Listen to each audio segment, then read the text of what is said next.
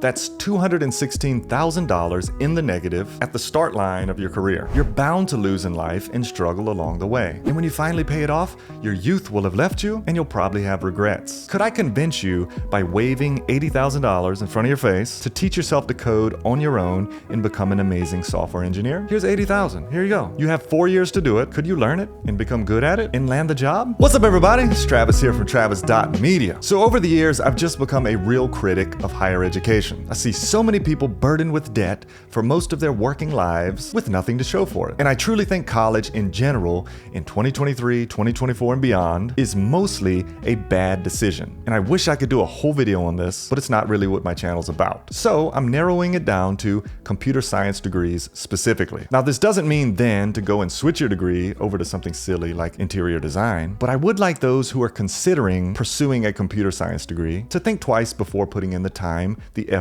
and the money to get that piece of paper with your name on it, allowing you to then enter the software industry. And in this video, I'm going to give you my 5 reasons why I think it's a bad decision. Now, before I get to that, I need to give 2 exceptions. There are 2 exceptions here. The first exception is if you can do so for an affordable price. Maybe your company will pay for it. Maybe you're in a country where education's cheap, or you get a great scholarship, or reasons like that. But truth be told, most colleges are not affordable for most people. And then the second exception is that you live in a country where your education is paramount to your future success. For example, in India. Now, I've lived many months in Nepal, and while that's not India, the culture is very similar, and an education for most there is vital for success in life. It's very hard to succeed as a self-taught dev in those areas because of the importance of education and a degree being the norm. Or if you're just in a place where education is necessary to get you into a better place in life where you can thrive, go for it. Those are my 2 exceptions. And these exceptions are why I said mostly in my video title. Now, a quick disclaimer, I'm not knocking anyone with a CS degree. You earned it. You will probably have it easier than a self-taught dev. And 2, don't drop out of school on account of this video. Stay the course. If, of course, that's what you'll actually end up doing when you get out of college. 3rd, we need really smart people that thrive at the university level, though I could really argue that university makes many people dumber. And 4, though I've developed a real aversion to colleges overall, I do realize that many professions require it. You cannot be a doctor without it, and we wouldn't want you to be. So all of that out of the way, here's my 5 reasons. Number 1, and at the forefront of all of this, is the cost. Here are the statistics. The average cost of college in the United States at an in-state college is $9,678 per student per year. And out-of-state tuition averages $27,000 a year. And this does not include books and supplies and costs of living. And by the way, why is every book you have to buy in college over $100?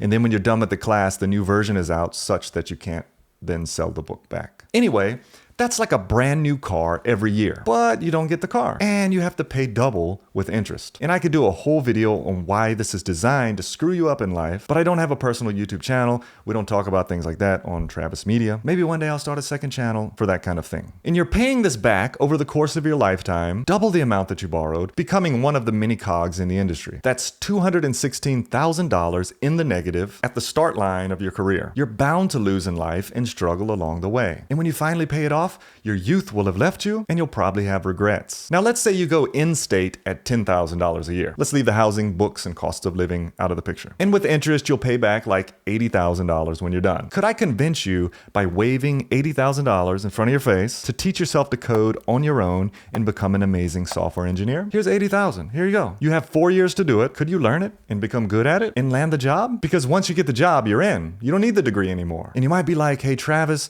things are really competitive now, and I really need this degree to help me stand out. To which I would have to say, is it worth the $80,000 edge over others? For example, a site like ZeroToMastery has like every course you would need. Plus, they have these entire career pathways to being a Python developer, or web developer, or backend developer, cybersecurity, freelancing, etc. And it's like $279 for a whole year, full access. $300 or $80,000. And of course, Forbes.com disagrees with me, saying, the college isn't needed refrain is dangerously short-sighted. A person with a high school education is unlikely to see much growth in their earnings, while the person with a college degree will earn nearly twice as much on average. Sure, they'll earn twice as much so that they can pay back all that they've borrowed, plus interest. So that's number one, cost. Number two, is that there are great alternatives out there for aspiring developers. You have at your disposal all the material that you would learn in a traditional CS degree. Now, the coding part is actually easy, it's cheap, but I'm talking about the science part of it. Have you seen the CS 50 courses? They have it all,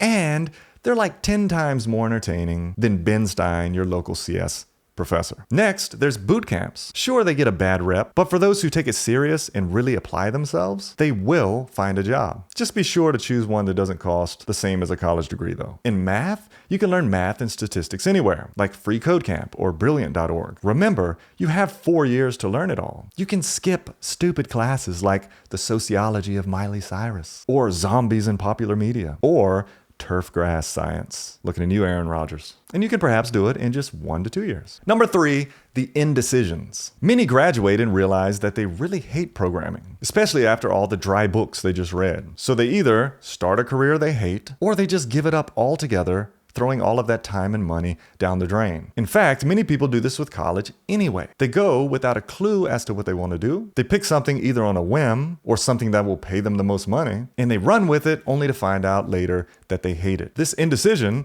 is an expensive one and could have a major impact on the majority of your working years, financially and emotionally. Now, number 4, this is a big one if you think about it, and it's that tech companies no longer require it. That's enough for me. You don't need me to pay $80,000? Then I'm not going to do it. Sure, it's easier with a CS degree to get it, but it's much more motivating to do it without 6 figures of debt weighing you down. So if they don't require it, you don't need it. You can put in the work. Sacrifice a year of your life, which remember is 1/4 of a college degree, and do so on your own account. What they really want is experience. So you need to figure out how to land that one job so that you can then put that experience on your resume and make a career out of it. In fact, and this is where the model is changing, these big tech companies are actually providing their own training and their own paths into the industry that actually helps people transition in. Think Google Career Certificates or the Meta-designed front-end and back-end courses that Coursera offers. You don't need all the English and history and sociology and psychology courses to be a dev. And finally, number 5, it's just a different world now. The wide open web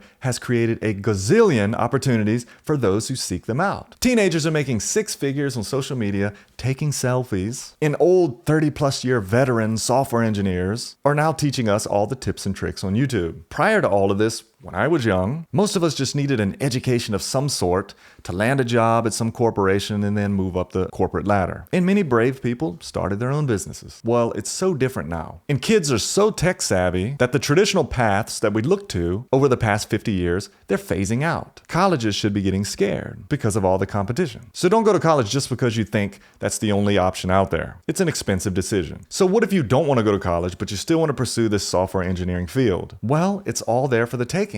You just have to put in the work. That's the number 1 factor. Are you willing to put in the time and energy to do it? Whether you're 15, 25, 35, 45, it's all the same thing. All courses teach you the same thing.